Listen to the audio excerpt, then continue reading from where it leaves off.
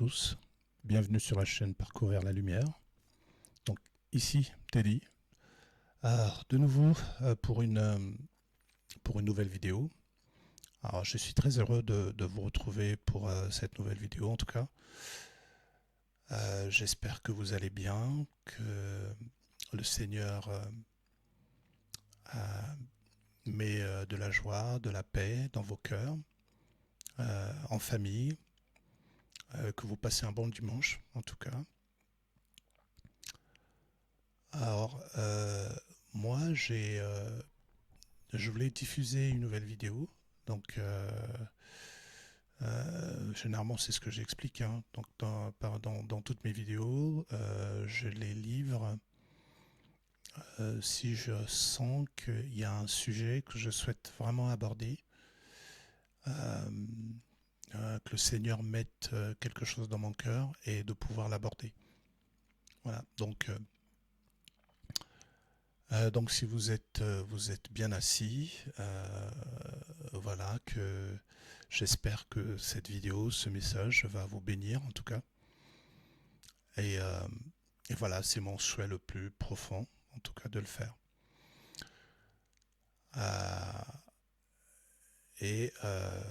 J'espère que ce message va vous permettre peut-être de mieux comprendre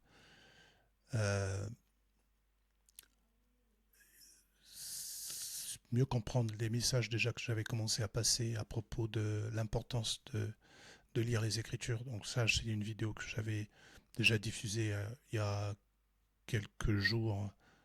Ça fait maintenant presque un peu plus quelques semaines, je dirais peut-être 2 semaines à peu près. Je n'ai plus en tête. Mais voilà, donc c'est une vidéo que c'est un thème que j'avais déjà commencé à aborder avant et que je souhaitais en fait reprendre simplement pour pouvoir avoir une nouvelle lecture, une nouvelle dimension de lecture en fait sur ce message. Donc n'hésitez pas de commenter, n'hésitez pas de faire un like si vous sentez le besoin de le faire. N'hésitez pas de pouvoir partager aussi ces vidéos. Alors, moi je ne cours pas après les likes, donc je diffuse parce que je ressens le besoin de le faire. Aujourd'hui, même s'il n'y a qu'une seule personne qui voit ma vidéo, ou 2 personnes qui voient la vidéo, et que ces personnes se sentent bénies par les messages, c'est déjà largement suffisant pour moi. Donc, pour moi, tant que ça touche une personne et que ça éveille une âme quelque part, ou ça confirme des fois les réflexions qu'on peut avoir sur les Saintes Écritures, c'est déjà très bien. Et les vidéos des fois que l'on diffuse, c'est des vidéos qui peuvent servir à plusieurs, à différentes générations. Donc on ne sait jamais. Donc moi je diffuse les messages et puis voilà, je me pose pas de questions. Alors, le thème que je voulais aborder aujourd'hui, comme je l'ai dit en tout début de message, c'était déjà un message que j'avais déjà diffusé mais sous un autre angle. Donc il s'agit de l'Exode 17, versets 8 à 19. J'avais fait, donc c'était un message, c'était le combat contre les Amalécites. Vous savez, c'est quand Moïse qui va conduire en fait le peuple d'Israël dans le désert, et donc ils vont y avoir toute une série de tentations, toute une série d'épreuves, et donc les Amalécites, donc l'armée de Amalek, qui va poursuivre le peuple d'Israël dans le désert pour essayer de pour les attaquer. Donc, les attaquants, voilà. Et la première vidéo que j'avais faite là-dessus, euh, la révélation en tout cas que j'avais eue sur ce passage-là, donc sur ce passage biblique, c'était que ça nous révélait plutôt euh, de pouvoir prier les uns pour les autres. Donc j'avais expliqué tout un tas j'avais essayé de faire le parallèle avec le fait de pouvoir vraiment prier pour les autres et que c'était important. Voilà. Et là, il y a quelques semaines, j'ai médité encore une fois. Je ne sais pas comment c'est arrivé, mais par rapport à une certaine situation, ça m'a ramené vers ce passage de nouveau. Et donc là, j'ai eu un autre volet de ce passage. Un autre volet de ce passage-là. Et comme je l'ai expliqué, j'avais fait une vidéo également sur la parole, l'importance de pouvoir lire les Écritures. L'importance de pouvoir lire les Écritures, c'est j'expliquais que la Bible, ce n'est pas un livre, c'est pas comme un magazine ou un livre quelconque que vous lisez et que du coup vous refermez et terminez quoi. J'avais fait aussi une vidéo là-dessus. J'expliquais que la Bible était, euh, était, était un regroupement de prophéties, de révélations, du cœur de notre Seigneur, de la compréhension en tout cas des mystères, des mystères. Et pour cela, pour pouvoir comprendre en fait certains mystères, il faut passer du temps à lire les Écritures, les Saintes Écritures. Vous êtes accompagné par le Saint-Esprit et le Saint-Esprit vous révèle des choses cachées. Euh, et des fois, il y a des messages qui sont en relation avec des situations des fois qu'on vit au quotidien.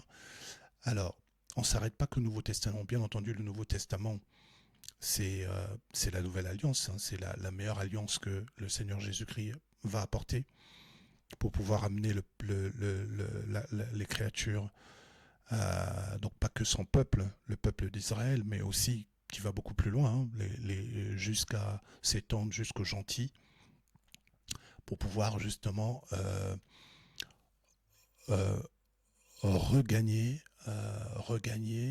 cette relation que le Créateur, notre Dieu, avait déjà dès le commencement voulu établir en fait avec l'humanité. C'est important. Donc la Bible recouvre, comme je disais, plusieurs messages, des prophéties, des révélations, des choses vraiment qui sont en relation avec le quotidien, des fois, avec les situations que nous vivons. Donc voilà, donc ça regroupe en fait des paroles qui sont efficaces, vivantes et efficaces. Donc on rappelle, il y a un verset d'Hébreu qui rappelle ça. Voilà. Donc, sans plus tarder, pour revenir à notre sujet, donc c'était le combat contre les Amalécites. Alors, je vais relire les différents passages. Je vais lire donc l'Exode 17, versets 8 à 19. Alors, donc, je vais lire le passage. Je vais lire les différents versets. Donc, on nous dit, donc à partir du verset 8, les Amalécites vinrent attaquer Israël à Raphidim. Alors Moïse dit à Josué, choisis-nous des guerriers et demain tu iras combattre les Amalécites. Moi je me tiendrai au sommet de la colline avec le bâton de Dieu à la main. Josué se conforma aux instructions de Moïse. Il alla combattre les Amalécites tandis que Moïse, Aaron et Hur montèrent au sommet de la colline. Or, lorsque Moïse levait la main, Israël avait l'avantage dans la bataille, et lorsqu'il la laissait retombé, Amalek l'emportait. Comme les bras de Moïse se fatiguaient, Aaron et Hur prirent une pierre qu'ils placèrent sous lui pour le faire asseoir dessus. Et ils lui soutinrent les bras, chacun d'un côté. Ainsi ses bras tinrent fermes jusqu'au coucher du soleil. Et Josué remporta la victoire sur les Amalécites à la pointe de l'épée. Alors, ce verset, donc comme je l'ai dit, je l'ai lu plusieurs fois, je ne sais plus combien de fois je l'ai lu, j'avais lu une première fois, j'avais sorti une vidéo là-dessus sur le parallèle avec de prier pour les autres, justement. Mais là, j'ai remédité de nouveau sur cette parole. Il y a plusieurs éléments dans ces différents versets. Il y a un premier élément, c'est que Moïse va demander à Josué de prendre des guerriers et d'aller combattre les Amalécites, pendant que lui, il allait sur la colline avec Aaron et Hur. Josué, on sait que Josué, c'est le successeur de Moïse. Donc une fois, c'est lui qui reprendra la main pour pouvoir guider le peuple d'Israël vers la terre promise. Donc ça, on connaît un petit peu, on connaît le reste de l'Exode aux autres Deutéronome, jusqu'aux différents versets. Voilà. Josué, que veut dire Josué? La signification du prénom Josué. Josué veut dire Dieu est salut ou Dieu sauve. Première chose. Vous allez me dire, oui, bon, ça ne nous apporte pas plus, mais on va suivre. Le prénom hébraïque qui vient, c'est le prénom, Josué déjà, c'est le prénom hébraïque qui vient de Yeshua. Or, ce prénom, Yeshua, est la forme aussi hébraïque, donc ça, j'ai fait quelques recherches là-dessus, c'est aussi la forme hébraïque ou araméen de Jésus. Donc, Jésus, qui veut dire aussi Yeshua. Donc ça, c'est déjà un premier élément. Donc là, Moïse demande à Josué d'emmener ses guerriers et d'aller combattre les Amalécites. Vous allez comprendre après. Ensuite, ils vont monter. Moïse, Aaron et Hur vont monter sur la montagne des collines. Lorsque Moïse lève les mains, Israël avait l'avantage de la bataille. Et lorsqu'il va faire retomber ses mains, les Amalek emportaient. Donc l'armée de l'Amalek reprenait l'avantage. Qu'est-ce qui s'est passé? À un moment, Moïse lève les mains, mais il se fatigue. Et qu'est-ce qui va se passer? Il va être maintenu par Aaron et Hur pour garder les mains en l'air. Sauf que les mains vont être comme ça, levées. Là, ça symbolise quoi? Les mains levées vers le ciel. Il y a déjà 3 éléments. Il y a Moïse, il y a Aaron et il y a Hur. Les 3. Très souvent, la Bible fait beaucoup référence en fait au chiffre 3 qui est un peu en quelque sorte la complétude, la soumission complète. Les 3 éléments. Mais ils se fatiguent. Et qu'est-ce qu'ils font? Ils vont trouver une pierre, il va s'asseoir sur la pierre. La pierre nous rappelle quoi? La pierre nous rappelle aussi que le Seigneur Jésus, c'est aussi la pierre angulaire sur laquelle on va pouvoir s'appuyer. On a plusieurs versets qui nous parlent de ça. Mais le geste que fait Moïse avec les autres, il se fatigue, il va être maintenu par les autres. Qu'est-ce qui se fatigue? C'est en fait, on nous rappelle que Moïse n'a plus de force, en quelque sorte, il n'a plus de force. Et ça, la force, c'est la chair qui n'a plus de force pour pouvoir, justement, lever les mains.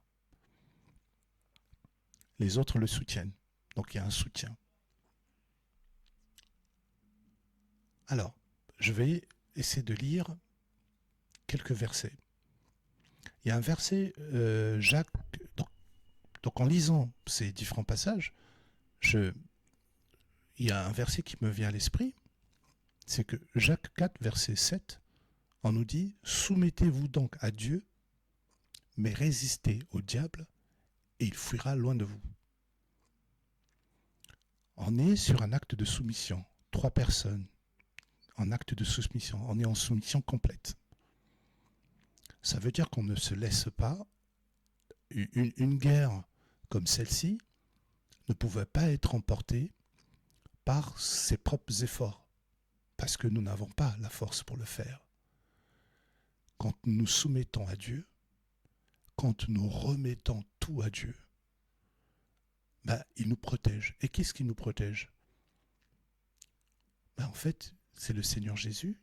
Lui, quand on soumet complètement tout, on se soumet complètement, le Seigneur Jésus vient, il se bat pour nous délivrer.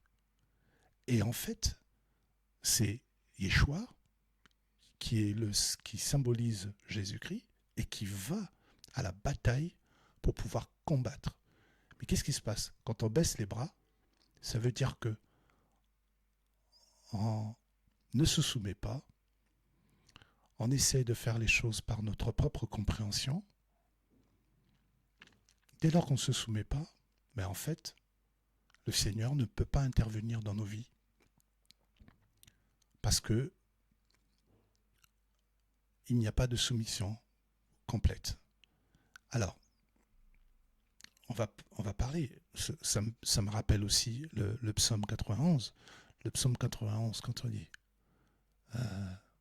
celui qui demeure sous l'abri du Très-Haut repose à l'ombre du Tout-Puissant. Je dis à l'Éternel, mon refuge et ma forteresse, mon Dieu en qui je me confie, car c'est lui qui te délivre du filet de l'oiseleur, de la peste et de ses ravages. Il te couvrira de ses plumes et tu trouveras un refuge sous ses ailes. Sa fidélité est un bouclier et une cuirasse. Tu ne craindras ni les terreurs de la nuit, ni la flèche qui vole de jour, ni la peste qui marche dans les ténèbres, ni la contagion qui frappe en plein midi. Que 1000 tombent à mon côté, 10 000 à ma droite, tu ne seras pas atteint. De tes yeux seulement tu regarderas et tu verras la rétribution des méchants. Car tu es mon refuge, ô Éternel. Donc là, on est sur le refuge de l'Éternel. C'est lui qui mène le combat pour nous. C'est pas nous. Par notre force, nous ne pouvons rien faire. Nous ne pouvons pas. C'est par l'Esprit de Dieu que nous gagnons les combats. Donc là, on est sur ça.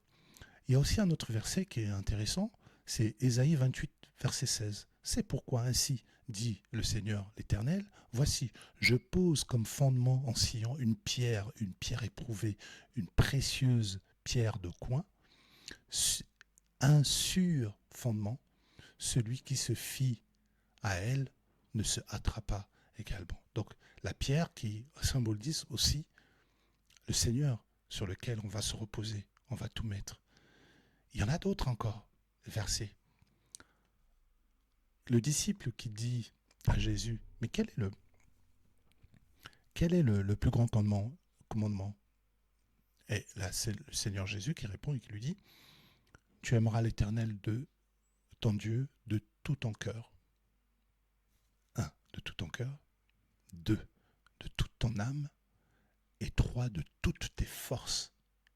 De toutes tes forces.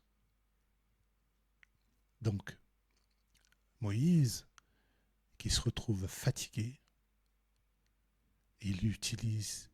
on va utiliser les 2 mains dans la plénitude de la soumission de toutes ses forces, de toute son âme et de tout son cœur. Là, on a vraiment cette représentation-là.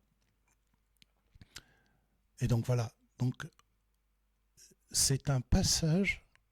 Donc très souvent, c'est ça. Hein, c'est-à-dire que l'Ancien Testament, c'est pourquoi le Seigneur Jésus-Christ nous disait qu'il n'est pas venu abolir même pas un seul de la loi. Il n'est pas venu abolir, hein, en fait, ce qui est écrit dans la loi. Il est venu l'accomplir. Donc ça veut dire aussi en quelque sorte ce que nous enseignent aussi quelques passages dans l'Ancien Testament illustrent des fois, ou alors je dirais appuient certains passages aussi dans le Nouveau Testament. C'est-à-dire qu'on n'est pas complètement à bannir, parce que je sais qu'il y a beaucoup de chrétiens qui se disent oui, il faut juste lire le Nouveau Testament, négliger complètement l'Ancien Testament. Pas du tout. Parce que dans l'Ancien Testament, d'ailleurs, on a les prophéties. Dans l'Ancien Testament, on a la loi de Moïse qui n'est pas négligeable, puisque finalement, le Seigneur Jésus va accomplir la loi de Moïse. Parce qu'on savait très bien, il y a plusieurs passages qui l'indiquent, que la loi de Moïse ne pouvait pas être accomplie par l'homme, par nous, parce que nous n'avons pas la foi qui pouvait rendre efficace en fait ce qui est écrit dans la loi de Moïse. Il fallait que le Saint-Esprit nous imprègne afin de pouvoir justement avoir la possibilité d'accomplir la loi. Enfin, je m'égare un peu, mais en quelque sorte, c'est un peu ça. Donc c'est intéressant, c'était un passage intéressant et je voulais juste appuyer là-dessus. Donc on voit que dans la Bible, dans un verset, il peut y avoir plusieurs volets, plusieurs interprétations, plusieurs choses qui peuvent être révélées. Voilà. Donc c'était cette partie amalécite et il y en a beaucoup comme ça, beaucoup d'autres comme ça. Voilà, donc j'espère que ce message vous a béni en tout cas et voilà, donc je suis heureux d'avoir médité en tout cas sur cette parole. Donc moi j'explique souvent qu'il faut passer du temps à méditer aussi sur les paroles. Il y a la parole de Dieu, elle est vivante, elle nous révèle encore beaucoup de choses. Et il y a plusieurs dimensions en fait de lecture également. Et ça, si vous vous laissez guider par l'Esprit du Seigneur, le Saint-Esprit, et ben en fait, on retrouve pas mal de révélations comme ça. Et d'ailleurs, euh, c'est, alors pourquoi j'ai voulu faire aussi cette vidéo parce que ce passage-là, j'ai reçu, parce que très souvent, quand je lis des messages, des passages comme ça, et que je médite dessus, et ben en fait, des fois, je reçois des confirmations d'autres frères. Et là, sur ce passage-là, sur la partie de Josué, je ne l'avais pas vu comme ça. J'avais en quelque sorte compris un peu une partie du message. Mais comme j'ai eu un frère justement qui a parlé de la partie du Josué, et là je me suis dit, oui, mais ça a encore beaucoup plus de sens en fait. Josué qui est Jésus, etc. Donc voilà, c'est tellement merveilleux en fait. La Bible recouvre de tellement de mystères et je trouve ça formidable. Voilà. Donc voilà, très heureux d'avoir partagé cela avec vous et j'espère que ça vous a béni. Et voilà, donc moi j'en ai fini là. N'hésitez pas de liker, de partager ce, ce, ce passage. Il y en a peut-être d'autres frères déjà qui ont déjà peut-être fait quelques révélations sur ce passage. Je n'en sais rien. Mais voilà, en tout cas, moi, le Seigneur me touche dans mon cœur quand je lis un passage, je partage. Voilà. Donc je suis persuadé que ça bénira beaucoup de personnes. Et donc voilà, laissez-vous guider par le Seigneur. Ne cherchez pas à faire les choses par vos propres forces. Passez du temps à lire les Écritures. Et voilà. Et donc voilà, je vous dis shalom et passez tous un bon week-end. Merci. Au revoir.